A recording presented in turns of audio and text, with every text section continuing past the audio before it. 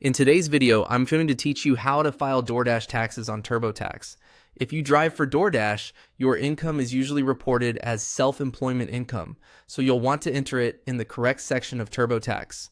In this walkthrough, I'll show you exactly where to go so you can access the area where that income is handled. Start by logging into Turbotax and going to your main dashboard. From there, move your cursor over the income section in the top menu. This is where Turbotax organizes everything related to money you earned during the year, including job income, contract work, and gig app earnings like Doordash. Once you hover over income, click on Wages and Income Summary. This will take you to the page where Turbotax shows a breakdown of all the income categories available for your return. If you've already entered other tax forms, you may see them listed here.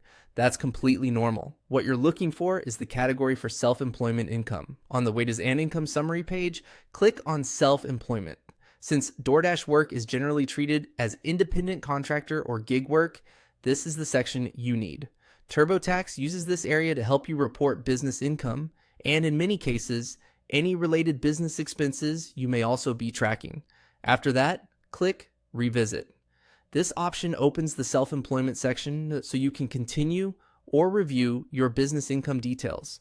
If you've already started entering information earlier, Revisit will bring you back into that workflow. If not, it will guide you into the setup process for that income type. Next, when Turbotax asks for confirmation, click Yes. This usually means you're confirming that you did have self-employment or business income to report. Make sure you read the prompt on your screen carefully so you understand what you're agreeing to before moving forward. One important thing to know is that you may need to be using the premium version of Turbotax to work through self-employment income for Doordash. If you're on a lower tier version, Turbotax may prompt you to upgrade before you can continue. That's expected, because self-employed tax filing tools are often included in higher plans.